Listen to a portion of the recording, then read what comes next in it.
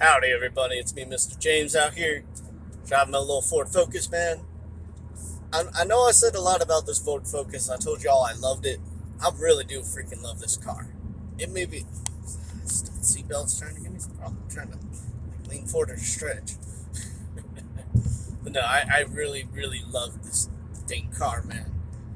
The way it drives, it's smooth. A little bumpy at higher speeds, yes. It is a small car and explains why it's bumpy. If you notice on my last video, I talked about the sign. I put it up right there.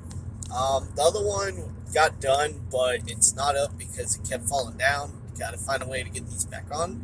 Someone did suggest me, because I used canvas board on these, to put like an elastic band and staple it to the sides, and then put it over this so it kind of just stays still. If it's tight enough, it'll stay still on itself. So I like that idea. But let's go a little bit about my car. The pros and the cons of a Ford Focus. And so let's start with some pros. I'm just doing this off the top of my head right now, so if I miss something, I'll add it later. Or if I don't, I'll miss it. But pro is it's a small car. Very great on gas. Gets about 30 plus miles to a gallon, usually around 32. That's city and highway, if you ask, because I do drive a lot on the highways. So that is a big pro. Very spacious. It's a hatchback. I'm not sure if you can see back there, but you go all the way to the back. You can fit stuff right through the middle if you have to.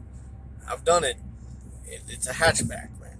They're amazing, spacious vehicles. This one, it feels tiny if everyone's crowded up in it, but if it's only 2 to 3 people in this car, not much in the back, it does not feel like it's crowded at all. It's very spacious feeling. You feel comfortable. So yeah, it is very, very spacious. Good on radio. I get almost all the channels in El Paso. Very smooth drive train. Is 2-wheel drive. Drives very smoothly. It gets a little bumpier, as I said, at higher speeds.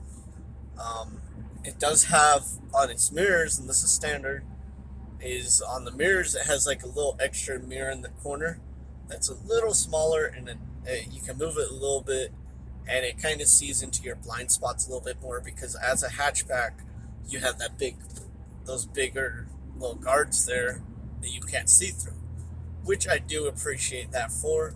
I mean, it's on both sides, on both mirrors. Rear view mirror can look straight through it. It's a very cozy little car. This one, when I got it, it had aftermarket leather seats. Yes and no on leather seats. Yes part is they're comfy as hell.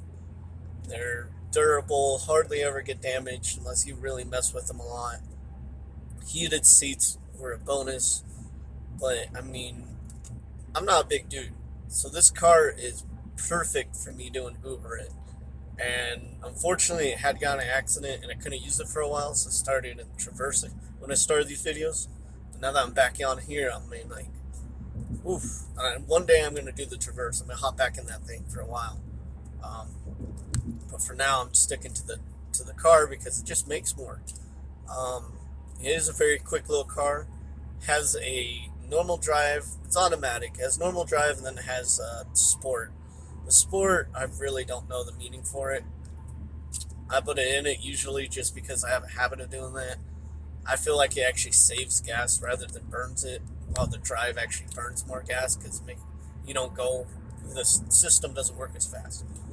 So those are most of the pros. Trying to think anything else I can think of. Any other pro I can think of. Lights are daytime lights, so they turn on by themselves once it gets dark. All those fun things. Let me do a little 360 view. The trunk space. Oh my! I can fit everything I need for Uber. If I have an issue, it's in the trunk already, and I can fit 3 or 4 more suitcases back there of people's stuff. So amazing little trunk space. Actually pretty big trunk space. And with it being that, you could fit a lot in this car. I was able to fit 3 car seats at one point in this car when my oldest was still using the booster, my middle child was still in a car seat, and then the baby, of course. But now we only need the booster and the baby seat. The older one usually just sits in the middle or on the side, wherever is easier. Seats fold down, bonus. Now let's see. Let's go into a little bit of the cons on this one. My major con on this one, my major con on this vehicle would be probably the radio system and the electric system going through it. It's not that great of a system. The aux cable is literally in the middle compartment, that little compartment most cars have to put stuff in. Aux cable and USB things down in there. The dashboard itself does not have an aux cable. So for my phone being up on the dashboard over here, the aux cable stretching all over, I can't, I don't like that. I can't do it. I feel unsafe doing it, so I don't bother. I usually just use normal radio station, which does get everything here. That's a good system for it, so that's all right. To replace all that, you have to take apart the whole thing and then put something all new in that's designed for the car, and there's not very much. This car would look ugly if you don't do it the right way, get the right things that are designed for it, because you have to take out a huge part to get it switched out. Not my cup of tea, honestly. Another downside and an upside at the same time sometimes is every door in this car is it sticks. It doesn't really stick, but it's kind of heavy to open. You have to use your elbow to push it out. It doesn't open just by itself. You have to push.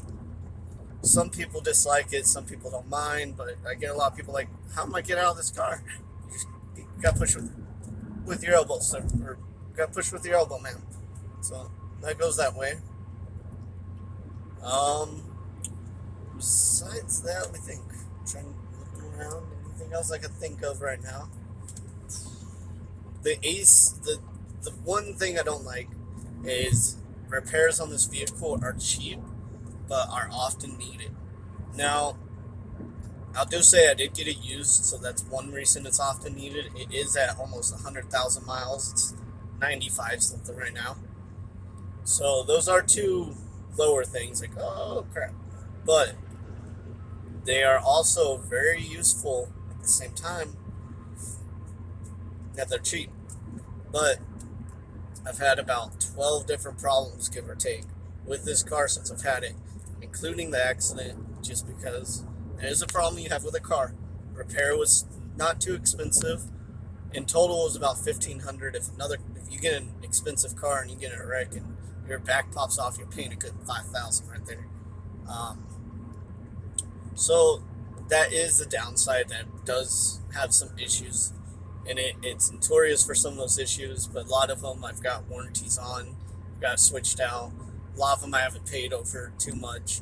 I think the most I've ever paid on this car was $700, and the cheapest, of course, was like $50. I do know one comes to mind when I spent like $500 on a fuel tank issue that I had or something like that they said they didn't do, and it wasn't worth it. I should have sued them at that point, but I didn't. I do say it might have been a living car when I first got it, so that is kind of it. Besides all that, it's a pretty good car. It drives smooth.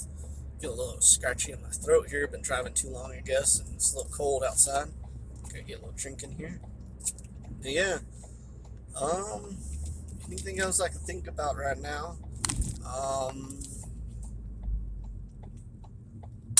The transmission does kick once it goes up at first. You hit about 40 miles per hour and you feel this little jerk. It's normal to me by now, but most people complain about that. I've had a yield sign. This guy's just sitting here in the middle. There's a lot of cars coming through. So it is a great car.